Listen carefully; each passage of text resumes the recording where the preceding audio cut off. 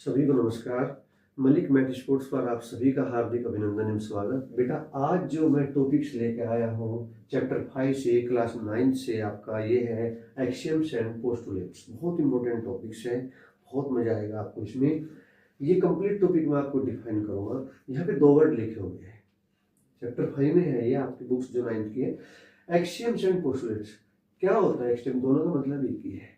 Axioms and postulates जो होते हैं ऐसे स्टेटमेंट्स होते हैं, एक्सियम से मतलब ये होता है ऐसे स्टेटमेंट्स जिनको हम विदाउट प्रूफ के ट्रू मानते हैं, जो डिफाइंड नहीं है और इनको हम ट्रू मानते हैं। कोई इनका प्रूफ नहीं है तो इनको हम ट्रू मानते हैं। ये एक्सियम या पोस्टुलेट्स कहलाते हैं। दोनों वर्ड्स का मतलब एक ही है। पोस्टुलेट्स जो है ये खाली ज्योमेट्री के रेंज में होते हैं।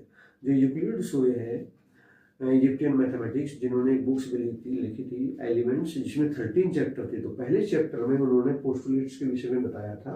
उन्होंने सभी चैप्टर्स को, आप बुक्स को भी देखना, उसमें बुक 1, बुक 2, बुक 3 के नाम से उसमें दिया हुआ है। तो इसमें उन्होंने उसके 5 पोस्टुलेट्स दिए थे ज्योमेट्री में। एक्सियम्स जो होते हैं ये स्टेटमेंट्स जो है, ये वर्ड जो है ब्रॉड रेंज में यूज होता है बेमुकाबले पोस्टुलेट्स के। एक तरह से कह लीजिए कि postulates is the subset of axioms. अब इन दोनों टर्म्स को एक और होता है जिसे हम थ्योरम होती है हमारी। थ्योरम भी हमारा एक स्टेटमेंट होता है। थ्योरम कैसा स्टेटमेंट होता है? थ्योरम वो स्टेटमेंट होता है जिसको हम कुछ एक्सियम से, लॉजिकल रीजनिंग से और कुछ प्री प्रूव रिजल्ट होते हैं हमारे पास, उनसे हम इसको प्रूव करते हैं। और जो वो स्टेटमेंट्स प्रूव हो जाता है तब हम उसको एज एक्सेप्ट थ्योरम के रूप में एक्सेप्ट करते हैं।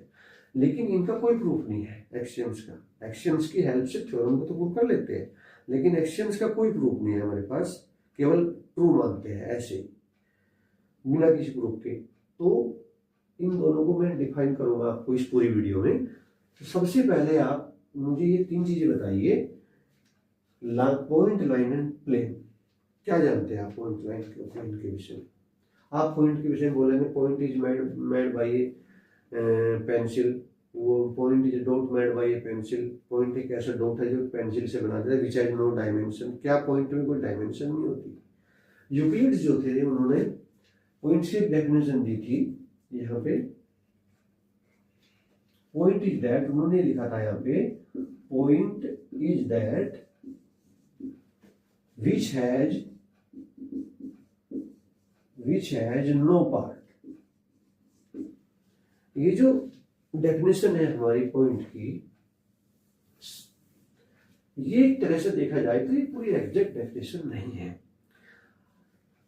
और उस समय के जो मैथमेटिशियन थे उन्होंने उसको एक्सेप्ट भी नहीं किया, अनडिफाइंड है। उन्होंने कहा कि point is that which has no part. अब आप बताइए कि चलो ठीक है, विच हैज नो पार्ट, लेकिन पार्ट से क्या मतलब है?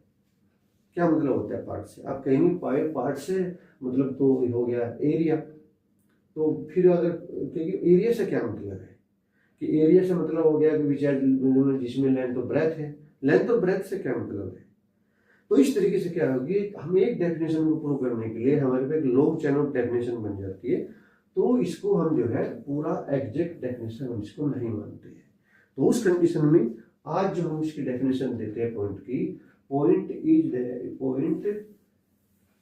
इज ए डॉट, ऐसे ले लेते हैं, point is a dot made by A sharp pencil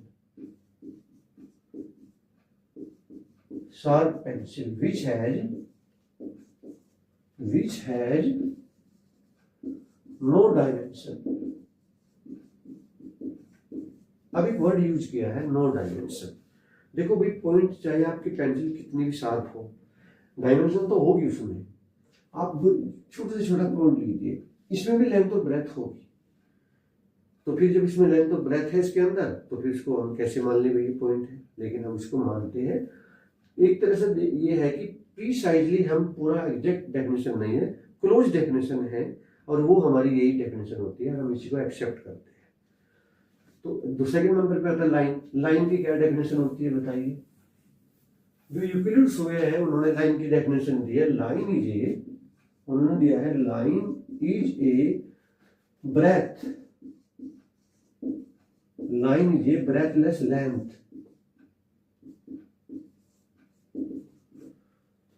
एक वर्ड वर्ड यूज किया उन्होंने ब्रेथलेस, यानी लाइन एक ऐसी लेंथ है जिसमें ब्रेथ है ही नहीं। तो क्या कभी ऐसा होता है कि लाइन में ब्रेथ ही नहीं है? लाइन में ब्रेथ होती है। आप कितनी भी पतली लाइन खींच लीजिए, उस बारीक लाइन कितनी भी हो उसमें भी ब्रेथ होगी। तो फिर इसकी क्लोज डेफिनेशन क्या है? इसकी क्लोज डेफिनेशन फिर हम इस तरीके से देते हैं, जैसे कि मान लीजिए कि आपने एक पेपर को फोल्ड किया तो जो क्रीज बनी वहां पे या फिर आपने रूलर लेकर के, शार्प पेंसिल लेकर के और रूलर रख करके ऐसे बनाया, तो उसी को हम लाइन कहते हैं। और इस तरीके से लाइन की डेफिनेशन दूसरे वे में ये भी देखते हैं हम यहाँ पे कि line is a collection of infinitely many points. Line is a collection of infinitely many points which exist on it. यानी लाइन इनफाइनाइटली मैनी पॉइंट्स का एक कलेक्शन है जो इसके ऊपर है। जब लाइन बनती है, ये हमारे पॉइंट है, हम इन सबको ज्वाइन कर दिया तो हमारी एक लाइन बन गई। तो एग्जिस्ट ऑन इट, और एक वर्ड हुआ इविनली। इविनली जो वर्ड है, इविनली का मतलब है वे सारे इसी लाइन पे एक साथ यूज हो रहे हैं, स्ट्रेट वे में यूज हो रहे हैं। तो उस कंडीशन में जब स्ट्रेट वे में यूज हुए हैं तब उसको उन सब पॉइंट को ज्वाइन करके जो हमारी संरचना आती है उसको हम एक लाइन कह देते हैं। ये भी हमारी क्लोज डेफिनेशन है। इस तरीके से तीसरी जो डेफिनेशन दी थी यहाँ पे, थर्ड डेफिनेशन थी इसमें प्लेन। प्लेन से मतलब होता है एक सरफेस से, मतलब एक सरफेस। और कैसा सरफेस? Smooth surface. जो स्मूथ सरफेस है इसकी क्लोज डेफिनेशन ये होती है कि स्मूथ सरफेस, जैसे smooth surface of the white board.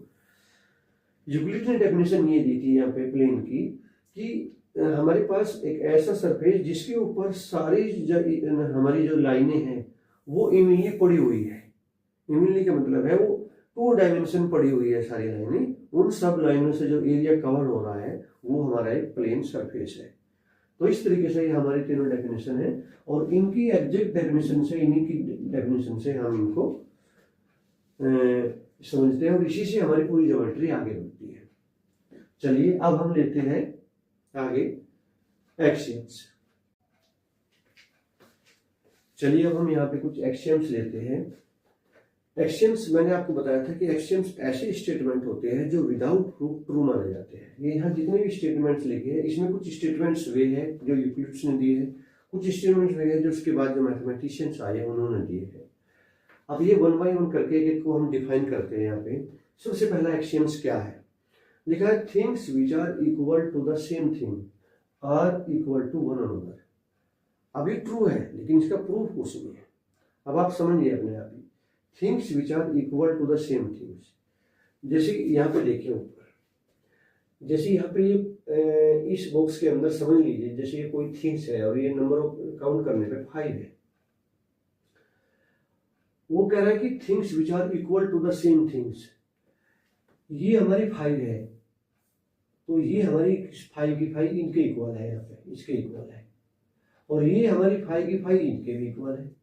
तो things which are equal to the same things, तो ये हम दोनों के इक्वल है, ये भी ये भी। तो उस कंडीशन में कह रहा है are equal to one another, तो ये भी आपस में इक्वल होगी।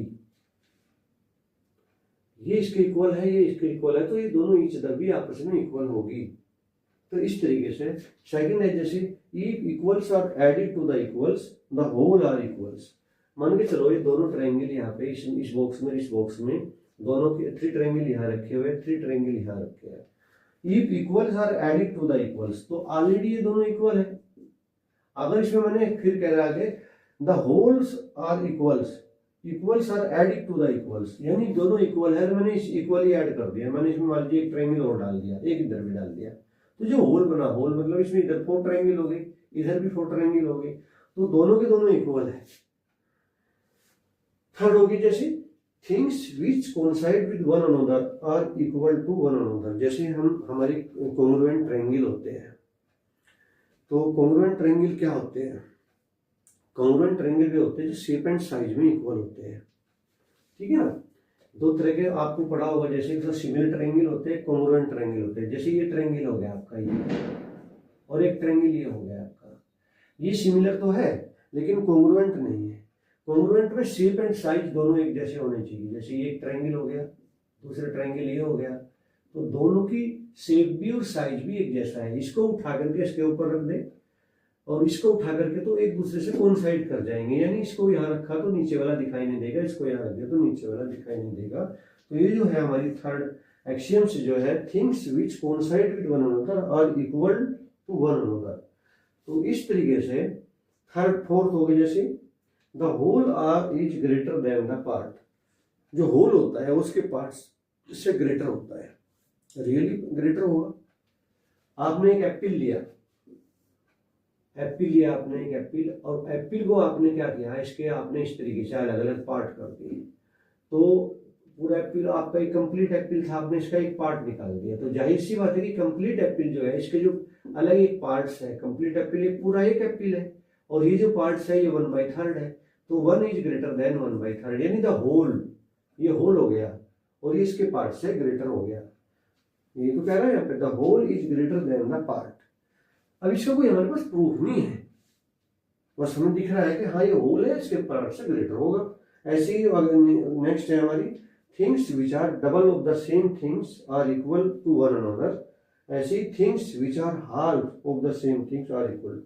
दो थिंग्स आपस में इक्वल है, हमने उनको हाफ कर दिया, तो हाफ करने पे जो उनके पार्ट्स बचेंगे वो भी इक्वल होंगे। इसमें कह रहा है things which are half to the which are halves to one another are equal to one another। तो इस तरीके से ये होगी, जैसे हमारी 7 नंबर पे if a greater than b and b greater than c then a greater than c। a b से बड़ा है, b c से बड़ा, तो जनरल है कि a c से बड़ा होगा। तो इस तरीके से हमारी ये एक्सियम्स होती है। अब आप किसी भी फील्ड में लेकर के जाइए, ये हमेशा ट्रू मानी जाती है। अब हम लेते हैं postulates.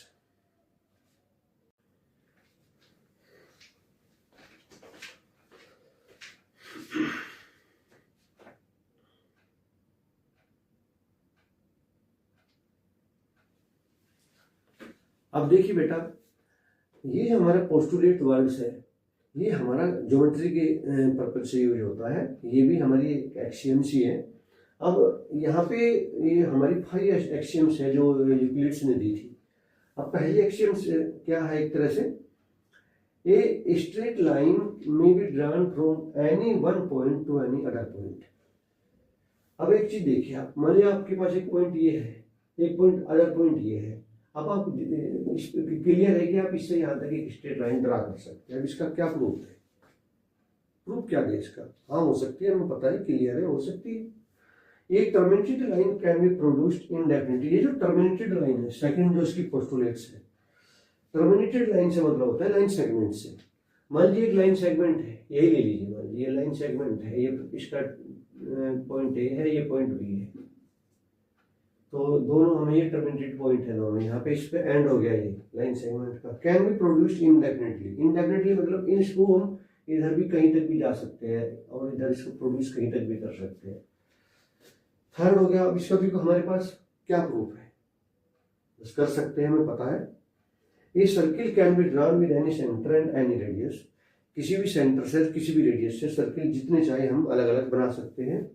All right angles are equal to one another. जितने भी राइट एंगल है वो जनरली है अपने एक दूसरे के इक्वल होंगे। जो 5 पोस्टुलेट्स थी यूक्लिड्स की, उसने इस तरीके से दी है कि जैसे दो लाइनें हैं यहाँ पे, मान लीजिए ये लाइन L1 है और ये लाइन L2 है, और इन दोनों लाइन को एक थर्ड लाइन यहाँ पे इंटरसेक्ट करके जा रही है। तो वो इंटरसेक्ट करके जा रही है, और ये जो थर्ड लाइन है हमारी, जिसे ट्रांसवर्सल लाइन कहते हैं, इसके जो हमारे एक साइड से जो एंगल है, इंटरनल एंगल, ये दोनों एंगल अगर लेस देन, इनका जो सम है लेस देन 180 है, अगर दोनों एंगल का, इन दोनों एंगल का सम लेस देन 180 है, तो उस स्थिति में क्या होगा कि दोनों L1 और L2 लाइनें हैं, अगर इन्हें हम प्रोड्यूस करेंगे ऐसे आगे थोड़ा थोड़ा, तो आगे जाके कहीं ना कहीं ये लाइनें जो है ऐसे आके ज्वाइन कर जाएगी। अगर ये दोनों एंगल का टोटल लेस देन 180 है तो इसको हम एग्जैक्ट करते हैं, देखते हैं, तो लेकिन इसका हमारे पास कोई प्रूफ नहीं है। तो इस तरीके से हमारी 5 पोस्टुलेट्स थी। अच्छा, इस चैप्टर में कुछ और टर्म्स भी रिलेटेड है, जैसे कॉन्करेंट लाइन किसे कहते हैं? Concurrent line, CONCURRENT। Concurrent lines वे होती है जो एक ही पॉइंट से पास होती है। Lines which pass through one points two और मोर देन 2 लाइन्स। जैसे मान लीजिए लाइन है, जितनी भी लाइन इस पॉइंट से पास हो रही है तो सारी कॉन्करेंट लाइन होगी। एक होता है कोलिनियर पॉइंट। कोलिनियर पॉइंट्स कौन से होते हैं? कोलिनियर पॉइंट्स वे होते हैं जो सभी एक ही स्ट्रेट लाइन पे पड़े हुए होते हैं। इन सारे ऐसे पॉइंट जिनसे एक ही स्ट्रेट लाइन पास हो सकते हैं, ऐसे पॉइंट्स कोलिनियर पॉइंट्स कहलाते हैं। तो इस तरीके से हमारा ये यहाँ पे चैप्टर पूरा हुआ और आप इसको